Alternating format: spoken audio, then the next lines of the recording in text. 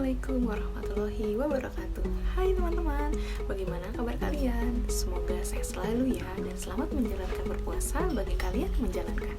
Perkenalkan, aku Safira Sasabil, mahasiswi Universitas Bayangkara Jakarta Raya, Fakultas Ilmu Komunikasi, yang dimana saat ini aku sedang menjalankan semester 6. Pada kesempatan kali ini, aku akan menjelaskan mengenai konsep psikologi manusia dan proses pengolahan informasi dan komunikasi intrapersonal. Secara umum, psikologi diartikan sebagai ilmu pengetahuan tentang jiwa. Psikologi berasal dari kata fisik yang berarti jiwa dan logos yang berarti ilmu pengetahuan.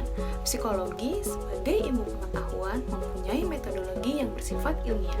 Sumber data untuk memperoleh teori dan perumusan masalah dalam psikologi adalah dengan cara melakukan penelitian ilmiah dengan pendekatan empiris. Dalam psikologi terdapat aliran-aliran yang berbeda antara satu sama lainnya. Perbedaan tersebut dapat terjadi karena perspektif asumsi dasar dan perumusan masalah dari ilmuwan pencetusnya yang juga berbeda. Aliran-aliran tersebut diantaranya adalah aliran psikoanalisis, behaviorisme, kognitif, dan humanisme.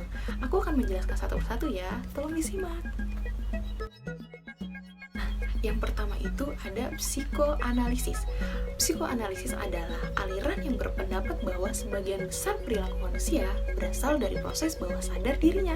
Keyakinan, rasa takut, rasa senang, dan keinginan yang tidak disadari oleh individu tersebut, tetapi dapat mempengaruhi perilakunya. Dalam psikoanalisis ada 3 komponen kepribadian manusia. Yang pertama adalah ID. ID merupakan sumber dari insting kehidupan seperti makan, minum, tidur, dan insting agresif yang menggerakkan tingkah laku. ID berorientasi pada prinsip kesenangan. Kemudian, yang kedua ada ego. Ego itu sebagai sistem kepribadian yang terorganisasi, rasional, dan berorientasi pada prinsip realitas. Yang ketiga ada superego. Superego merupakan komponen moral kepribadian yang terkait dengan norma di masyarakat mengenai baik buruk atau benar dan salah. Nah, kali ini aku akan ngasih contoh kepada kalian. Contohnya itu, ketika kita melewati tempat yang begitu seram atau ngeri, secara tidak langsung, alam bawah sadar kita itu timbul, sehingga dapat menyebabkan rasa takut yang muncul dengan ditandai bulu kudung kita jadi merinding. Yang kedua, ada behaviorisme. Behaviorisme menekankan perspektif psikologi pada tingkah laku manusia, yakni bagaimana individu dapat memiliki tingkah laku baru, menjadi lebih terampil, dan menjadi lebih mengetahui. Behaviorisme memandang individu sebagai makhluk reaktif yang memberi respon terhadap lingkungan, pengalaman, dan pemeliharaan atas bentuk perilakunya. Tujuan aliran ini adalah mencoba memprediksi dan mengontrol perilaku manusia sebagai introspeksi dan evaluasi terhadap tingkah laku yang dapat diamati bukan pada ranah kesadaran. Nah, ada contohnya, yaitu ketika seorang ibu ingin mengajarkan bagaimana caranya berhitung, ia akan mengamati terlebih dahulu bagaimana keadaan fisik anaknya dan kemampuan dasar yang dimiliki oleh anaknya. Ibu akan berpikir, ia sebagai subjek dan anaknya sebagai objek. Fakta netral harus dimiliki oleh sang ibu dalam menghadapi anaknya. Sebuah pemikiran yang bersih dari unsur-unsur subjektifnya. Yang ketiga, ada kognitif. Psikologi kognitif adalah ilmu yang membahas mengenai persepsi terhadap informasi, pemahaman terhadap informasi, alur pikiran, serta formulasi dan produksi jawaban seseorang, atau secara umum juga dikatakan ilmu yang mempelajari persepsi, proses berpikir, ingatan, perhatian, bahasa, proses belajar, dan pengambilan keputusan. Contohnya adalah guru menggunakan bahasa yang mudah dipahami oleh peserta didik, serta memberi ruang bagi mereka untuk saling bicara serta diskusi dengan teman-temannya. Nah, yang keempat itu humanisme. Psikologi humanisme adalah suatu pendekatan mengenai mengenai pengalaman dan tingkah laku manusia yang memusatkan perhatian pada keunikan dan aktualisasi diri manusia. Menurut para ahli psikologi, aktualisasi diri adalah motivasi orang yang sehat, jadi manusia yang sadar dan rasio tidak lagi dikontrol oleh peristiwa masa lalu. Bagi humanisme, aktualisasi diri akan terhambat jika melihat masa lalu. Oleh sebab itu, humanisme lebih melihat pada masa sekarang. Aliran ini menganggap manusia selalu berusaha menjadi yang lebih baik, bukan bagaimana menjadi manusia yang baik, melainkan apa adanya kita. Contohnya adalah Rizky pada awalnya adalah anak yang nakal. Lalu dia dimasukkan sekolah pesantren oleh orang tuanya.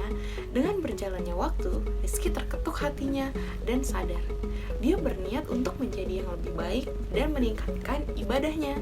Kesadaran Rizky sinkron terhadap lingkungannya yang juga mendukung keinginan Rizky untuk berubah menjadi pribadi yang jauh lebih baik. Nah, selanjutnya aku akan menjelaskan tentang proses pengolahan informasi dalam komunikasi intrapersonal. Komunikasi merupakan suatu hal yang tidak bisa dipisahkan dari roda kehidupan kita. Tidak ada seorang pun yang dapat hidup tanpa komunikasi. Setiap orang membutuhkan komunikasi untuk mempertahankan hidupnya. Kita tidak dapat tidak berkomunikasi, bahkan ketika kita sendiri, kita tetap melakukan komunikasi. Ketika kita sendiri, kita melakukan komunikasi intrapersonal, yaitu komunikasi dengan diri kita sendiri, komunikasi yang berlangsung pada diri seseorang. Sedangkan ketika kita berkelompok atau face to face, kita melakukan komunikasi interpersonal.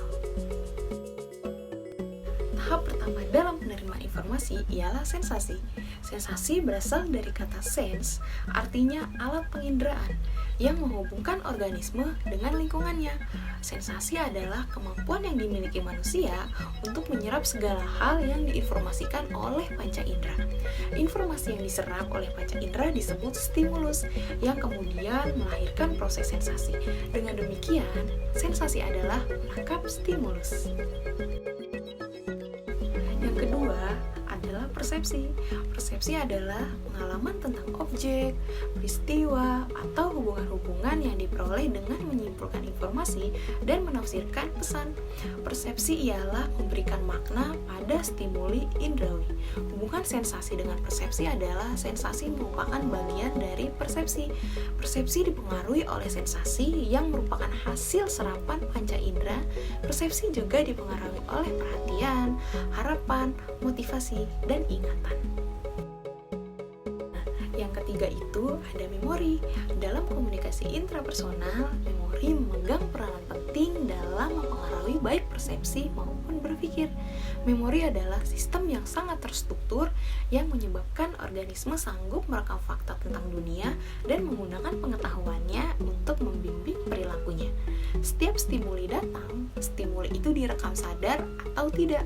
Sesuatu yang sudah tersimpan dalam memori akan mempengaruhi pemaknaan atau persepsi seorang terhadap sesuatu di waktu yang lain. Nah, proses bekerja memori melewati 3 proses, yaitu ada perekaman.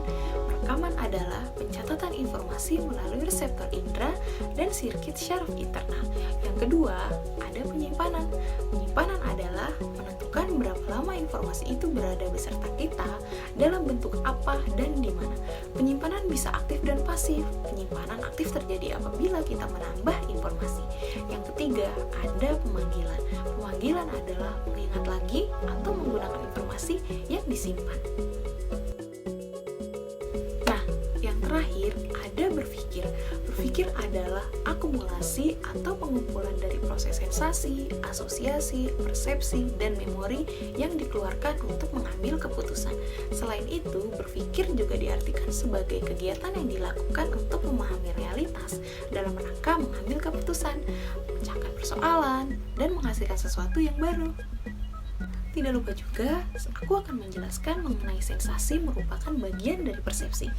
Proses sensasi terjadi saat alat indera mengubah informasi menjadi impuls-impuls syaraf yang dimengerti oleh otak yang diproses.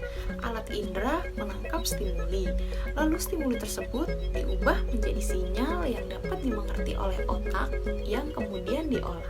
Disinilah terjadi apa yang disebut dengan proses persepsi, yaitu cara kita menginterpretasi menginterpretasi atau mengerti pesan yang telah diproses oleh sistem indrawi kita. Contohnya adalah ketika mencium wangi bunga melati, kita mengalami sensasi. Kita menyadari wangian tersebut sama dengan parfum jasmin yang dipakai oleh sahabat kita. Kesadaran atau interpretasi kita atas wangian bunga itulah yang disebut dengan persepsi. Nah, tadi aku udah menjelaskan tentang konsep psikologi manusia dan proses pengolahan informasi dalam komunikasi intrapersonal. Cukup sekian, kurang lebihnya mohon maaf. Assalamualaikum warahmatullahi wabarakatuh. Terima kasih, semoga dimengerti. Dadah.